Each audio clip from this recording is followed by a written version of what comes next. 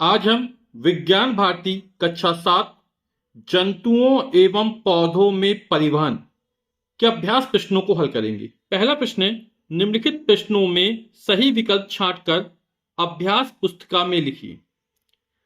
पौधों में जल का परिवहन होता है और पौधों में जो जल का परिवहन होता है वो जाइलम के द्वारा होता है। जड़ों द्वारा जल के अवशोषण की दर बढ़ाया जा सकता है। उन्हें छाया में रखकर, मंद प्रकाश में रखकर, पंखे के नीचे रखकर, पॉलीथीन की थैली से ढककर। तो हमें अवशोषण की दर बढ़ाना है। अवशोषण की दर बढ़ेगी कैसे? जो पत्तियां हैं वो पानी को जल्दी जल्दी उड़ाएं, यानी वाष्पोत्सर्जन की दर तेज हो जाए। और वाष्पोत्सर्जन प्रक्रिया कैसे तेज हो सकती है?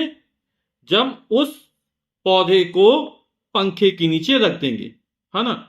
तो जड़ों द्वारा जल के अवशोषण की दर बढ़ाया जा सकता है पंखे के नीचे रखकर।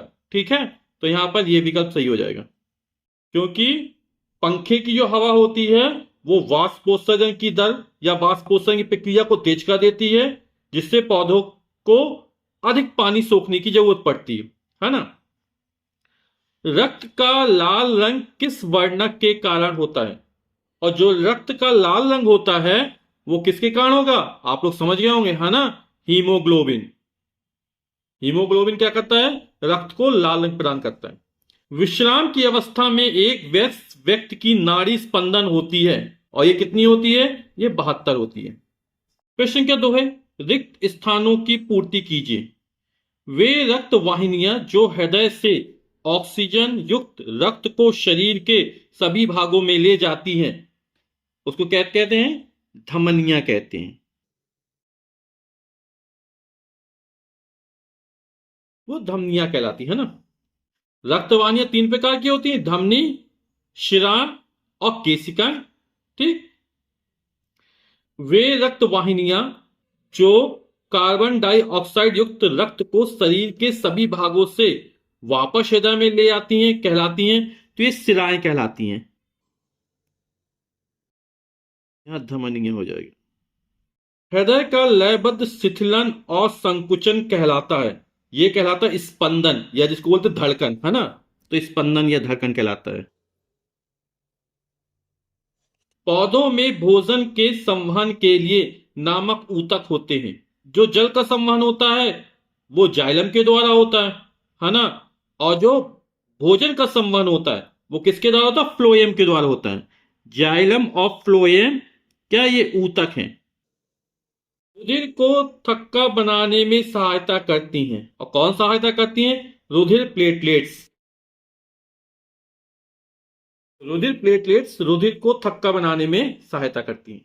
प्रश्न संख्या 3 है, स्तंभ का के शब्दों को स्तंभ खा के शब्दों से सही मिलान कीजिए। जाइलम, जाइलम ऊतक है और किसका परिवहन करता है? ये जल का परिवहन करता है। तो यहां पर हो जाएगा जल के परिवहन के लिए जाइलम हो जाएगा। फ्लोएम आप लोग समझ गए क्या होगा? भोजन का परिवहन।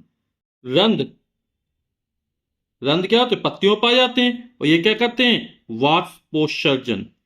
स्टेथोस्कोप, स्टेथोस्कोप ये क्या करता है? हृदय की स्पंदन को नापने का काम करता है। श्वेतरुधिक कणिकाएं ये रोगाणुओं का भक्षण करती हैं।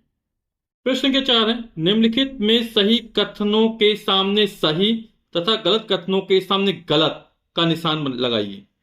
मनुष्य की लाल रुधिर कणिका केंद्रक युक्त होती है। तो लाल रुधिर कणिका केंद्रक युक्त होती है, कैसा कथन हो जाएगा? गलत हो जाएगा, क्योंकि लाल रुधिर कणिकाओं में केंद्रक नहीं पाया जाता है। रुधिर वर्गों से रुधिर आधान में सहायता मिलती, बिल्कुल सहायता मिलती है ना। ए बी ओ वर्गों में बांटा गया है, जिससे क्या होता है? रक्त लेने और देने में आसानी होती है।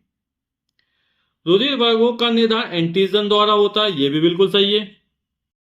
स्वस्थ मनुष्य का रक्तदाब 120 mmHg, मतलब मिलीमीटर, एचजी मतलब पारे के स्तंभ के बराबर होता है ना। यहां पर 120 mmHg की जगह 120 80 mmHg होना चाहिए, है ना। क्योंकि 120 तो ऊपर का होता है, ऊपर मतलब सिस्टोलिक, हृदय के सिकुड़ने पर धमनियों में जो दाब बनता है वो सिस्टोलिक है ना। और निचला कितना होना चाहिए, जो डायस्टोलिक का मान होता है वो 80 होना चाहिए है ना।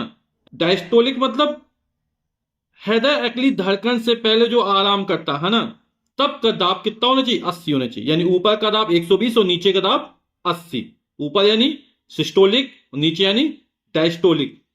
ठीक, तो लेकिन आधा सही है तो आधा सही लिख देते इसको, ये सही है। ठीक है, 120 mm Hg ऊपर का होता है, 80 mm Hg नीचे का होता है।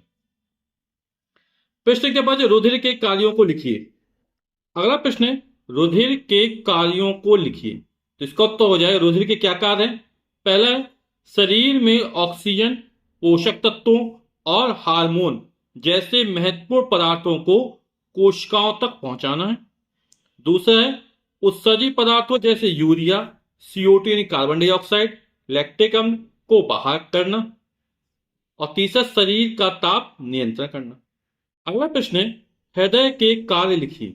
उत्तर हो जाएगा हृदय का पहला कार्य है हृदय का प्रमुख कार्य शरीर में रक्त को पंप करना है ना। दूसरा हो जाएगा कोशिकाओं तक ऑक्सीजन और पोषक तत्वों को पहुंचाना। और तीसरा हो जाएगा शरीर से कार्बन डाइऑक्साइड CO2 व अपशिष्ट पदार्थों को बाहर निकालना। अगला प्रश्न है रक्त लाल रंग का क्यों दिखाई देता है। उत्तर हो जाएगा रक्त का रंग लाल इसमें उपस्थित हीमोग्लोबिन नामक रंग युक्त प्रोटीन के कारण दिखाई देता है। अगला प्रश्न है पौधों एवं जंतुओं में परिवहन क्यों आवश्यक है। इसका उत्तर हो जाएगा पौधों एवं जंतुओं के शरीर के सभी भागों तक जल, ऑक्सीजन, पोषक तत्वों को पहुंचाने के लिए एवं अपशिष्ट पदार्थों को दूर करने के लिए परिवहन आवश्यक है। और इस अभ्यास का अंतिम प्रश्न है मानव हृदय के काट का नामांकित चित्र बनाइए। ये मानव हृदय का काट का नामांकित चित्र है ना। इस चित्र में नामांकित है। ठीक है, तो ये आप अपनी उत्तर पुस्तिका बना लीजिएगा। यहां पर ये दायां आलिंद है और ये दायां नीला है। ठीक, इस तरह ये बायां आलिंद है, ये बायां नीला है और बीच में कच्छों के बीच की विभाजन ये दीवार हो गई। तो ये चित्र आप लोग बना लीजिएगा।